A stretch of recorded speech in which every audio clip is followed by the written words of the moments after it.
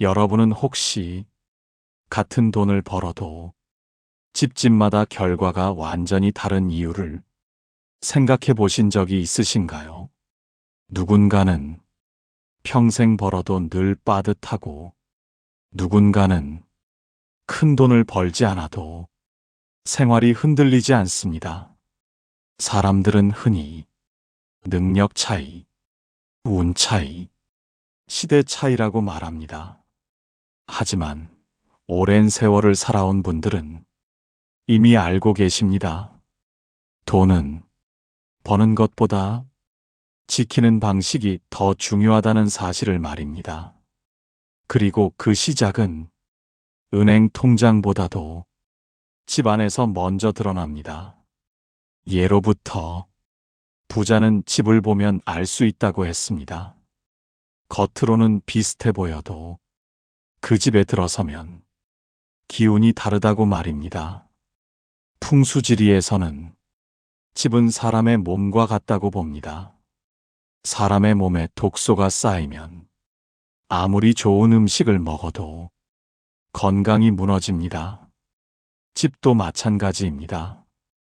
아무리 열심히 벌어도 집 안에 재물을 밀어내는 요소가 있으면 돈은 들어오자마자 빠져나가게 됩니다. 사주팔자와 음양오행에서도 재물은 흐름이라고 봅니다. 물처럼 흘러야 하고 막히지 않아야 합니다. 그런데 많은 집에서 무심코 들여놓은 어떤 한 가지가 이 흐름을 완전히 끊어버립니다. 이것이 있으면 돈이 모이지 않고 사람 사이가 거칠어지고 집안 분위기가 점점 무거워집니다. 반대로 오래 불을 유지하는 집에는 이것이 거의 없습니다. 의식적으로 없애거나 애초에 들이지 않습니다. 여러분도 한 번쯤은 이런 집을 보셨을 겁니다. 들어가면 답답하고 괜히 말수가 줄어들고 오래 있고 싶지 않은 집 말입니다. 특별히 낡지도 않았고 크게 지저분하지도 않은데 이상하게 기운이 막힌 느낌이 듭니다. 풍수에서는 이것을 재물의 숨통이 막혔다고 표현합니다. 오늘 이 시간에는 부자들의 집에는 절대 없고 가난을 부르는 최악의 1위를 이야기하려 합니다. 이 내용은 미신 이야기가 아닙니다. 오랜 세월 전해 내려온 풍수 원리, 사주와 음양오행의 흐름, 그리고 실제로 부를 이룬 사람들의 생활 습관을 종합해 정리한 이야기입니다. 특히 중년 이후 노후를 준비하는 여러분께 더 중요하게 들릴 이야기입니다. 왜냐하면 이 1위는 젊을 때는 버틸 수 있어도 나이가 들수록 재물과 건강을 동시에 갉아먹기 때문입니다. 옛사람들은 말했습니다. 집이 어지러우면 마음이 어지럽고 마음이 어지러우면 재물이 떠난다고 했습니다. 여러분의 집 안에는 지금 어떤 기운이 흐르고 있습니까?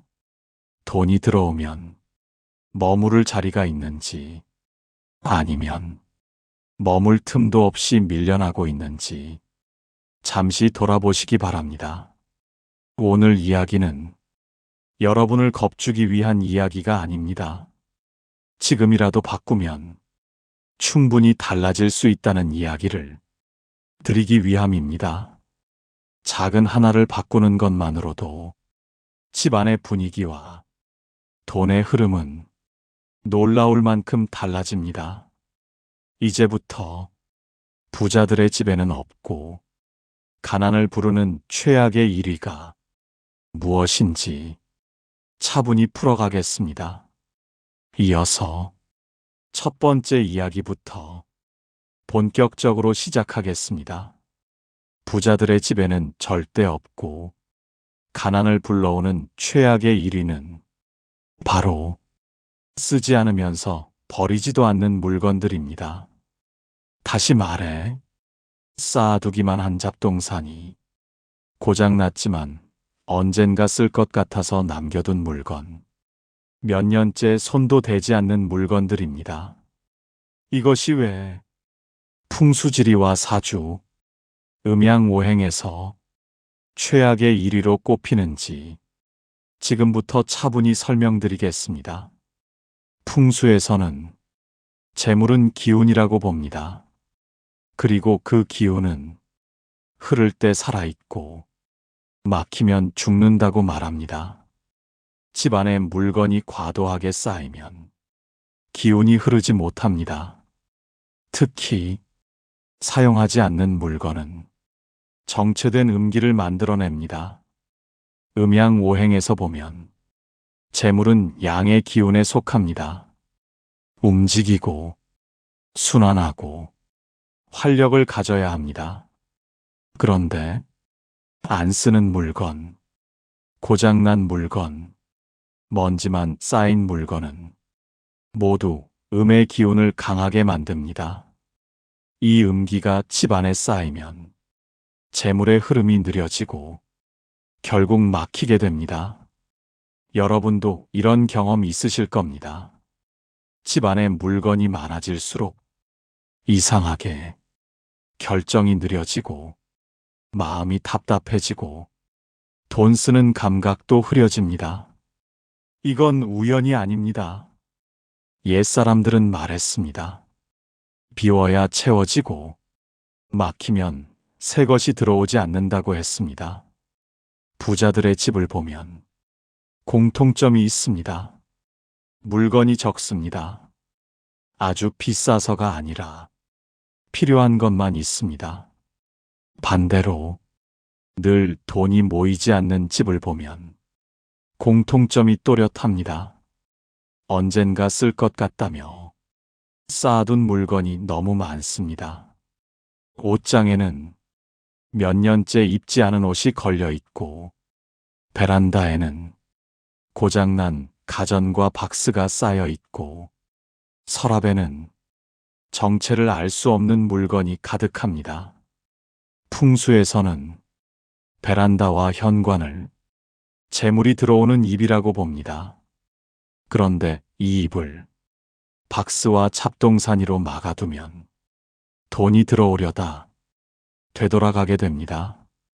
옛날에 이런 이야기가 전해집니다. 한 상인이 아무리 장사를 해도 돈이 모이지 않았습니다. 어느 날 집안을 둘러보니 창고마다 쓰지 않는 물건이 산더미처럼 쌓여 있었습니다. 노인이 이렇게 말했습니다. 내 집은 이미 꽉 차 있는데 돈이 들어올 자리가 어디 있겠느냐고 말입니다. 그 말을 듣고 상인은 물건을 정리하기 시작했습니다. 처음에는 아까웠습니다. 언젠가 쓸 것 같아 버리지 못했습니다. 하지만 정리를 마친 뒤 이상한 변화가 생겼습니다. 장사가 서서히 풀리고 돈이 조금씩 남기 시작했습니다. 이 이야기는 단순한 전설이 아닙니다. 사주에서도 재물운은 받아들일 준비가 되어 있을 때 들어온다고 봅니다. 집안이 과거에 묶여 있으면 새로운 기회가 들어오지 못합니다. 특히 고장난 물건은 절대 두어서는 안 됩니다. 고장난 시계, 고장난 가전, 깨진 그릇은 모두 시간과 흐름이 멈춘 상징입니다. 이런 물건이 많을수록 돈의 흐름도 같이 멈춥니다.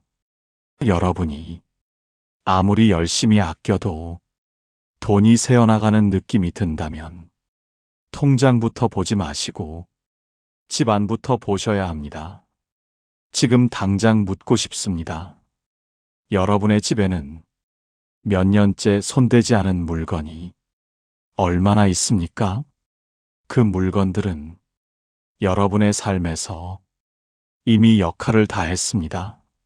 하지만 집 안에 남아 있으면서 여러분의 재물운과 기운을 조용히 붙잡고 있습니다. 부자들은 이걸 잘 압니다. 그래서 물건을 사는 데는 신중하고 버리는 데는 과감합니다. 이 차이가 시간이 쌓일수록 큰 격차를 만듭니다. 첫 번째 결론은 분명합니다. 부자들의 집에는 안 쓰는 물건이 없습니다. 가난을 부르는 최악의 1위는 돈이 아니라 물건입니다.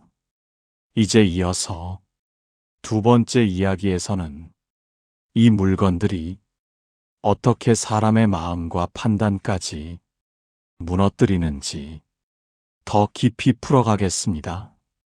두 번째로 여러분이 반드시 알아두셔야 할 점은 쓰지 않는 물건이 단순히 공간만 차지하는 것이 아니라 사람의 판단력과 선택을 흐리게 만든다는 사실입니다. 풍수지리에서는 집은 생각을 낳는 그릇이라고 말합니다. 집 안의 상태가 그대로 사람의 마음 상태로 이어진다는 뜻입니다. 물건이 많아질수록 시야가 복잡해지고 시야가 복잡해질수록 결정은 느려집니다. 여러분도 이런 경험 있으실 겁니다. 집이 어수선할 때는 무엇 하나 결정하기가 쉽지 않습니다. 사소한 일도 미루게 되고 괜히 피곤해집니다. 이 상태가 오래 지속되면 돈과 관련된 판단에서도 실수가 잦아집니다. 사주팔자에서 재물은 결단과 연결됩니다. 결단이 빠른 사람은 재물을 잡고 결단이 흐린 사람은 기회를 놓칩니다. 그런데 집 안에 안 쓰는 물건이 가득하면 결단의 기운이 약해집니다. 왜냐하면 과거에 대한 미련이 물건의 형태로 남아있기 때문입니다. 언젠가 쓸 것 같다는 생각은 결국 지금은 정리하지 못하겠다는 뜻입니다. 이 태도가 삶 전반으로 번지면 사람은 늘 망설이게 됩니다. 옛사람들은 말했습니다. 결단하지 못하는 집에는 기회가 머물지 않는다고 말입니다. 부자들의 집을 보면 이 점이 아주 분명합니다. 결정이 빠릅니다. 필요 없다고 판단되면 미련 없이 정리합니다. 반대로 늘 돈이 모이지 않는 집을 보면 결정이 늦습니다. 버릴까 말까, 고칠까 말까, 쓸까 말까, 항상 중간에 머뭅니다. 이 중간 상태가 재물운에서는 가장 위험한 상태입니다. 음양오행으로 보면 중간에 멈춘 것은 음으로 기울어집니다. 움직이지 않기 때문입니다. 움직이지 않는 기운은 점점 무거워지고 그 무거움이 집안 전체로 퍼집니다. 여러분이 요즘 돈 생각이 많아지고 괜히 불안해진다면 그 원인이 통장이 아니라 집안일 수도 있습니다. 옛날에 이런 일화가 전해집니다. 어느 집안이 대대로 큰 부를 이루지는 못했지만 늘 굶지 않고 살았습니다. 그 집안에는 특이한 가풍이 있었습니다. 1년에 한 번 집안 물건을 모두 꺼내 쓰는 것과 쓰지 않는 것을 분명히 나누는 것이었습니다. 쓰지 않는 것은 아깝더라도 내보냈습니다. 그 덕분에 집안은 늘 가벼웠고 사람들의 표정도 밝았습니다. 이 집안은 큰 부자는 아니었지만 큰 위기도 겪지 않았습니다. 이것이 바로 재물을 오래 지키는 힘입니다. 여러분은 큰 돈을 벌지 않아도 됩니다. 하지만 지금 있는 돈을 지키는 집은 되어야 합니다. 그 출발점이 정리입니다. 정리는 청소가 아닙니다. 정리는 선택입니다. 이 물건은 내 삶에 지금 필요한가? 이 물건은 앞으로의 나에게 도움이 되는가? 이 질문에 선뜻 대답하지 못하는 물건은 이미 재물의 편이 아닙니다. 특히 사주에서 재물운이 약해지는 시기에는 정리가 더 중요합니다. 운이 약할 때, 집안이 무거우면 운은 더 가라앉습니다. 반대로 운이 약할 때 집안을 가볍게 만들면 흐름이 다시 살아납니다. 여러분의 집안에는 지금 과거가 얼마나 남아 있습니까? 사진, 서류, 고장난 물건, 쓸모를 잃은 가전. 이것들은 모두 지나간 시간의 흔적입니다. 그 흔적을 정리하지 못하면 새로운 재물의 자리는 끝내 비워지지 않습니다. 그래서 두 번째 핵심은 이것입니다. 안 쓰는 물건은 재물만 막는 것이 아니라 여러분의 판단과 결단까지 함께 막아버린다는 사실입니다. 이제 이어서 세 번째 이야기에서는 이 물건들이 사람의 관계와 건강, 그리고 노후의 안정까지 어떻게 무너뜨리는지 더 깊이 풀어가겠습니다. 세 번째로, 쓰지 않으면서 버리지도 않는 물건이 가장 치명적으로 무너뜨리는 것은 바로 사람의 관계와 건강, 그리고 노후의 안정입니다. 이 이야기는 돈 이야기보다 어쩌면 더 중요한 이야기일지도 모릅니다. 풍수지리에서는 집은 재물의 그릇이면서 사람의 기운을 쉬게 하는 자리라고 봅니다. 집안의 기운이 무거워지면 가장 먼저 영향을 받는 것은 사람의 몸과 마음입니다. 여러분도 이런 경험 있으실 겁니다. 집에만 있으면 괜히 몸이 늘어지고 특별히 아픈 데는 없는데 기운이 없다고 느껴지는 날 말입니다. 이럴 때 병원에 가도 딱히 원인을 찾지 못하는 경우가 많습니다. 음양오행에서는 이런 상태를 기운이 막혀 순환하지 못한다고 봅니다. 안 쓰는 물건이 많은 집은 기운이 돌지 않습니다. 특히 침실과 거실에 잡동사니가 많으면 사람의 기운도 같이 눌립니다. 잠을 자도 개운하지 않고 자꾸 피곤해지고 작은 일에도 짜증이 늘어납니다. 이 상태가 지속되면 사람은 점점 예민해지고 그 예민함은 가장 가까운 사람에게 향합니다. 그래서 집안이 정리되지 않은 집일수록 부부 사이, 가족 사이, 말다툼이 잦아집니다. 사소한 말에도 감정이 쉽게 상하고 괜히 말꼬리를 잡게 됩니다. 풍수에서는 이를 이렇게 표현합니다. 집안의 기운이 거칠어지면 사람의 말도 거칠어진다고 말입니다. 여러분 주변에도 집에만 가면 괜히 싸운다는 분들 계시지 않습니까? 그 원인이 성격이 아니라 공간일 수도 있습니다. 특히 노년으로 갈수록 이 영향은 더 커집니다. 젊을 때는 밖에서 활동하며 기운을 풀 수 있지만 나이가 들수록 집에서 보내는 시간이 길어지기 때문입니다. 집이 답답하면 삶 전체가 답답해집니다. 또 하나 중요한 점이 있습니다.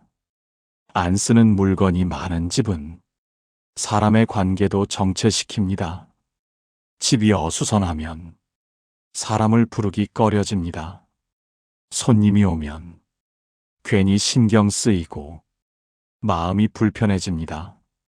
그러다 보면 자연스럽게 사람과의 왕래가 줄어듭니다. 노년의 외로움은 이렇게 시작되는 경우가 많습니다. 처음에는 집이 불편해서 사람을 안 부르다가 나중에는 부를 사람 자체가 줄어듭니다. 옛말에 이런 말이 있습니다. 집이 밝아야 사람이 모인다고 말입니다. 부자들의 집을 보면 항상 정돈되어 있습니다. 화려해서가 아니라 사람을 맞이할 준비가 되어 있기 때문입니다. 이 준비는 돈보다도 마음의 여유에서 나옵니다. 그리고 이 여유는 정리된 공간에서 시작됩니다. 옛날에 이런 이야기가 전해집니다. 어느 노인이 말년에 자주 아팠습니다. 특별한 병은 없었지만 늘 기운이 없고 외롭다고 말했습니다. 어느 날 자녀가 집을 정리해 주었습니다. 고장난 물건을 내보내고 쓰지 않는 가구를 치우고 공간을 비워주었습니다. 그 뒤로 노인의 생활이 달라졌습니다. 집안이 밝아지고 햇볕이 깊이 들어오자 표정이 바뀌었습니다. 몸 상태도 서서히 나아졌고 이웃과의 왕래도 늘었습니다. 이 변화는 약이 아니라 공간에서 시작된 변화였습니다. 여러분, 노후의 안정은 통장 숫자만으로 결정되지 않습니다. 매일 머무는 공간이 여러분을 살리는지 아니면 조용히 갉아먹고 있는지가 훨씬 중요합니다. 사주에서 말하는 말년운은 젊을 때 쌓은 선택의 결과입니다. 그 선택 중 하나가 바로 무엇을 남기고 무엇을 내보냈는가입니다. 안 쓰는 물건을 붙잡고 있다는 것은 과거에 머무르고 있다는 뜻입니다. 과거에 머무르면 현재가 무거워지고 미래는 자연스럽게 막힙니다. 그래서 부자들의 집에는 쓸모없는 물건이 없습니다. 돈이 많아서가 아니라 미래를 위해 공간을 비워두기 때문입니다. 여러분도 지금부터 늦지 않습니다. 하루에 하나라도 내 삶을 끝낸 물건을 정리해 보십시오. 그 물건과 함께 답답함 하나, 미련 하나, 불안 하나가 같이 나가게 될 것입니다. 그리고 그 자리에 조금의 여유와 조금의 기운과 조금의 안정이 들어옵니다. 여러분, 지금까지의 이야기를 조용히 되짚어 보시기 바랍니다. 부자들의 집에는 절대 없고 가난을 불러오는 최악의 1위는 대단한 물건도 특별한 상징도 아니었습니다. 바로 쓰지 않으면서 버리지도 못한 채 집안에 쌓아둔 것들이었습니다. 이 사실이 의외라고 느껴지실 수도 있습니다. 하지만 곰곰이 생각해보면 아주 현실적인 이야기이기도 합니다. 돈은 숫자로만 움직이지 않습니다. 사람의 마음, 생활의 태도, 공간의 상태를 따라 움직입니다. 풍수지리에서 말하는 집은 단순한 거주 공간이 아니라 삶의 방향을 비추는 거울입니다. 집안이 막혀 있으면 생각도 막히고 결단도 흐려지고 결국 재물의 흐름도 함께 느려집니다. 여러분이 열심히 살아왔다는 사실은 누가 봐도 분명합니다. 가족을 위해 참고 미래를 위해 아끼고 언젠가를 위해 많은 것을 남겨두며 살아오셨습니다.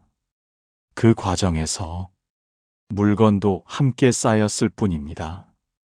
그 자체가 잘못은 아닙니다. 하지만 이제는 삶의 방향이 달라지는 시기입니다. 모으는 삶에서 지키는 삶으로, 버티는 삶에서 편안해지는 삶으로 옮겨가야 할 때입니다. 그 출발점이 바로 집안의 정리입니다. 정리는 버림이 아니라 선별입니다. 내 인생에 아직 필요한 것과 이미 역할을 다한 것을 구분하는 작업입니다. 이 선택이 재물의 흐름을 바꾸고 마음의 무게를 덜어주고 노후의 안정까지 이어집니다. 옛사람들은 말했습니다. 빈 그릇에 물이 담긴다고 말입니다. 그릇이 가득 차 있으면 아무리 맑은 물이 와도 담기지 않습니다. 여러분의 집안은 지금 어떤 상태입니까? 새로운 기회가 들어올 자리가 남아 있습니까? 아니면 이미 지나간 것들로 가득 차 있습니까? 오늘 이 이야기를 듣고 당장 모든 것을 바꿀 필요는 없습니다. 하루에 하나, 서랍 하나, 박스 하나면 충분합니다. 그 하나를 정리하는 순간 여러분은 이미 재물의 편에 서게 됩니다. 돈은 의외로 아주 작은 변화에 반응합니다. 집안이 가벼워지면 생각이 가벼워지고, 생각이 가벼워지면 결정이 빨라지고, 결정이 빨라지면 기회는 자연스럽게 따라옵니다. 이것이 오래 부를 유지하는 사람들이 공통된 흐름입니다. 여러분은 이미 충분히 살아왔습니다. 이제는 조금 더 편해질 자격이 있습니다. 재물을 불러들이기 위해 더 애쓰지 않아도 됩니다. 다만 막고 있는 것을 조금씩 치우면 됩니다. 오늘 이 시간이 여러분의 집과 여러분의 마음에 작은 틈을 만들어 주었기를 바랍니다. 그 틈으로 여유가 들어오고 안정이 들어오고 필요한 만큼의 재물이 자연스럽게 머물기를 바랍니다. 지금까지 함께 해주셔서 고맙습니다. 여러분의 남은 삶이 조금 더 가볍고 조금 더 단단해지기를 진심으로 응원합니다.